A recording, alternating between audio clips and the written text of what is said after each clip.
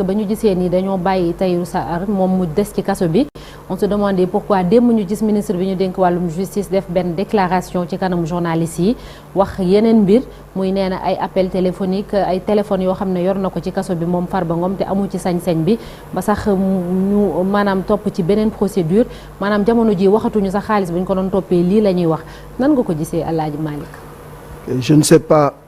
si on doit en pleurer ou en rire parce que la sortie bi nga xam ne moom le garde des Sceaux ministre de la justice def démb franchement sénégalais yi nga xamante ni ay honnêtes sénégalais lañu dañu ci am kersa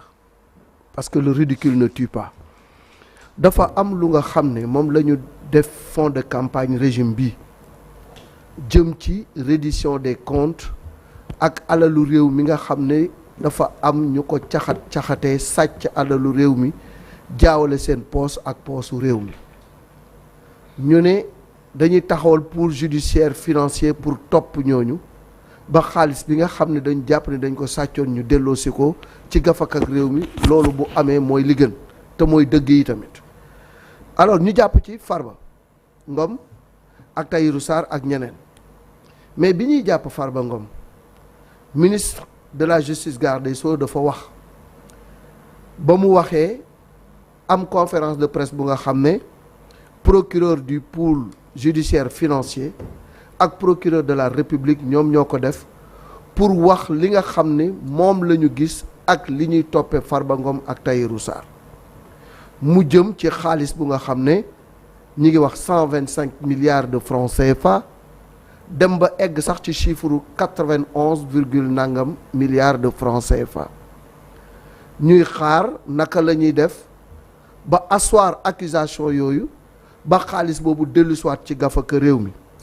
mais démb à la surprise générale ñu bàyyi ki nga xam ni moo di Tahirou téye Farba te ñoom ñaar ñoo bokk dossier bi ñoo bokk lu ñu leen di tuumaal ñoo jëflante ci wàllu xaalis ñëpp crier au scandale ni dafa am justice à deux vitesses kumba am ndey ak kumba amul ndey lan moo tax ñu bàyyi Tahirou téye Farba loolu moo doon laaj bi ci loolu lañ doon xaar ministre bi génn ñu yaakaar ni lu nekk lay wax ñu jógee ci mbirum 125 milliards 91 milliards 30 milliards daanu ci ñaari portable yu ñu fekk ca Farba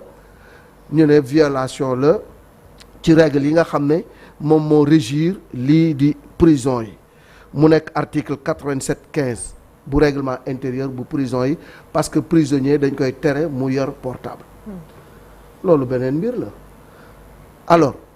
pourquoi tey ministre de la justice war a génn moom di wax yu tuuma yu bees yu nga xam ne moom la ñu teg ci kaw Farba wala boog moom mooy léegi moom mooy maître des poursuites dafa am ku nga xam ne ci arsenal judiciaire moom mooy maître des poursuites muy le procureur de la République bu fekkee ni lu mel ni am na je pense que la personne la mieux indiquée mooy le procureur de la République monté au créneau pour wax li nga xam ne moom la ñu gis ak tuuma yi nga xam ne moom la ñuy tegaat ci bopp Farba mu nekk nag une affaire dans une autre affaire te vraiment sénégalais yi li leen soxal nekkul Farba Ngom mu yor ay portable di woote Bangladesh ak Maroc ak Mali wala boog di seetaan ay film porno loolu je pense que c'est pas ce que les sénégalais attendent sénégalais yi li ñuy xaar mooy la reddition des comptes tant chanté ñu dem ci ak dëgg ba nga xam ni képp ku yor alalu réew mi te tegoo ko ci yoon ñu nangu ko loolu lañ leen sant mais aujourd'hui la libération de Farba dafa mel ni c'est une question de vie ou de mort pour ce régime là parce que dañuy jàpp ni Farba bu génn kaso loolu mooy tout ce qui était monté maanaam ci wàllu comme un château de cartes ça va s'effondrer bu fekkee ni Farba génn na kaso ci affaire li nga xam ni moom lañ ko doon toppee parce que Farba était présenté comme un des plus grands prédateurs financiers de la République un des plus grands voleurs de la République bu ñu demee tey jii ba tuuma yooyu nara në sax ñu ñëw di ñu wax ay waxi kasa nasax xandañ mais franchement c'est honteux c'est ridicule et on s'attend à plus que ça lu ci justice du Sénégal. D'accord Chérif, une courte déclaration amul woon laaj amul woon dara est-ce que ça en valait la peine?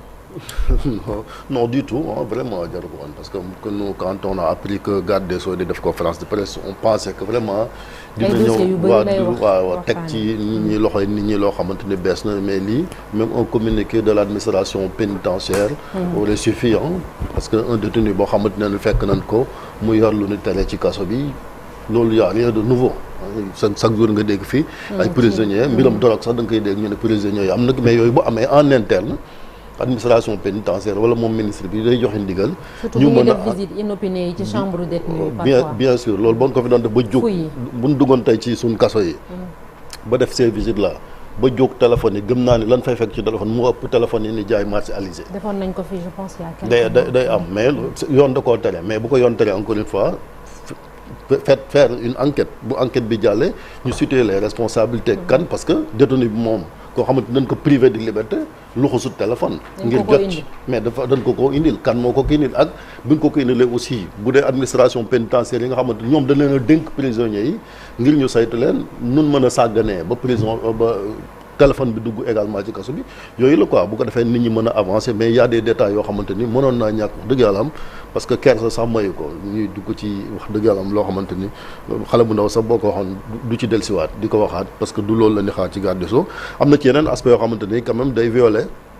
séparation des pouvoirs surtout bu ñu duggee ci dossier 125 milliards yi ak li nga xamante mooy blanchiment parce que ministre bi ñëw na ci te loolu nekkatul sax ci loxo moom parquet bi nga xamante ni moom moo ko yilif parce que mi ngi ci loxo juge d'instruction te loolu pour respecter séparation des pouvoirs rek or ma mayutoon sax moom ministre bi mu ci dellusiwaat parce que yoon mi ngi def ci liggéeyam parce que ñoom xam nañ li tax ñu maintenir Farba parce que encore une fois ki nga xamante ni moom la bokkoon ak dossier bi muy Tahirou Sarr bàyyi nañu ko et on s'attendait justement à ce que le ministre explique à l'opinion lan moo tax ñaari nit ñu toppoo leen ne dañoo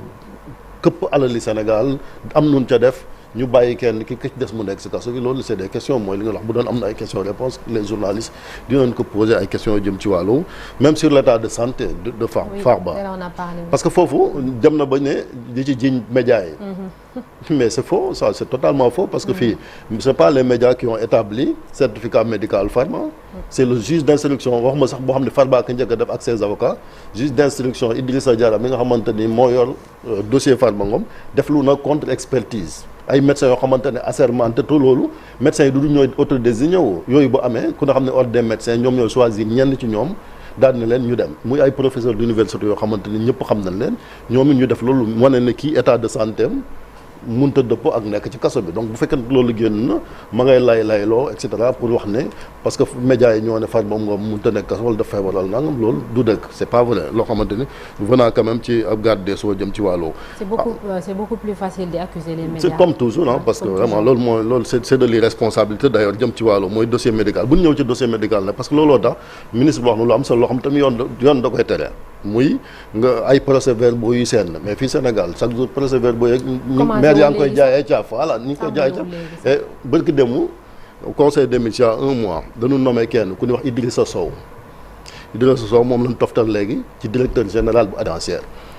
bi Ousmane Sonko nekkee hôpital principal am na lu fi seen noonu muy dossier médical bu Ousmane Sonko ñu sanctionné woon ko fi tëjoon ko fi ban ko dem ban ko fi nommé waatee dégg nga ñu jóg ne injustice bu ñu réparé ban ko fi waxee laa taxaw fii ne c'est catastrophique parce que kooku maanaam mënta commander kenn parce que amul du exemple parce que am na loo xamante ni ñu ngi ko doon jiiñ tey agent pénitentiaire bi ñu jàppandoo ak Farba c'est la même chose lañ koy jiiñ donc bu fekkente ni ñii aussi ñëw nañ ñu nekk ci dëkk boo xamante ni du nekk ci état am na ay actes yoo xamante ni bu ko fonctionnel posé nga koy tekkal ay ndomba tànk loolu yaa ngi ubbi boîte de Pandore moom moo tax bien sûr nga gis ay mbir yu seen parce que Idrissa Sow mi def na ko ñu yokkal ko ndomba tànk ñi jege pouvoir mi ne parce que dafa am lu dunoon ci injustice ñu daal di ko koy ñu yokkal ko ndomba tànk googu et loolu ku ne xam na ni boo waxee état bi mooy bërki dem bi fi doon wax Mbow mi nga xamante ni dàqoon nañ ko fi on avait dit que liñ gis ci administration Sénégal jaaru yoon parce que lu neex waaye def parce que am na ñoo xamante ni ñi ngi ci ay position di seennal ay documents donc ki nga xamante ni tey mooy numéro 2 bu administration pénitentiaire def na ko te tey ñu takkal ko ndomba tànk moo tax keneen aussi dina ne kii comme def na lii am li ñeneen ñi aussi ils vont faire la même chose te kooku je pense que il est mal placé tey pour ubbi enquête sax contre l'agent pénitentiaire bi nga xamante ni moom lañ jàppandoo ak kii di Farba Ngom mooy lu dul dëgg du yaa gis nañ ko également ci capitaine Touré la même chose ci affaire procès verbal du moo yoroon enquête bi ci affaire Sweet Beauté tey anamu il est directeur général fii ci dëkk bi donc muy loo xamante ne fii ci réew mi nit ñi duñ am na ñoo xamante ne par parloo gi moom moo tax duñ ñeme dëgg ba di ko wax et loolu nag bu amee ci réew mooy réew maa ngay naxasaay moom moo tax bien sûr nga gis ay documents yoo xamante ni estampillé confidentiel wala secret chaque jour ñu koy wasaare fii gis nañ fi chaque jour ay nit taxaw fii lire fi ay procès-verbaux boo xam dafa concerné ñeneen ñoo xamante ni xëy na bokku ñoo ñoom gis-gis wala beneen camp mais l'autre camp da nga gis ñuy tàcc bu dee arrangé na vous applaudissez bu dee arrangé wu la nga ne yoon daf koy tere ba tax na kon dafa laaj benn sérieux boo xamante ni suñ administration ba ku ci nekk li nga war nga def ko ba travail boobu ñuy xaar ci administration bi mu daal di wéy ba justice bi aussi indépendance bi ñu xaar ci justice bi mu daal di dem mais li nga xamante ni moom mooy ministre bi quand même sa sortie c'était inutile parce que même procureur yi gisuma woon magistrat bu sérieux taxaw di wax li ministre bi wax démb parce que vraiment booy wax ay dossiers yu sérieux ngay wax loo xamante ni di nga teg ci loxo Sénégal lu mën a dégg. C'est ça.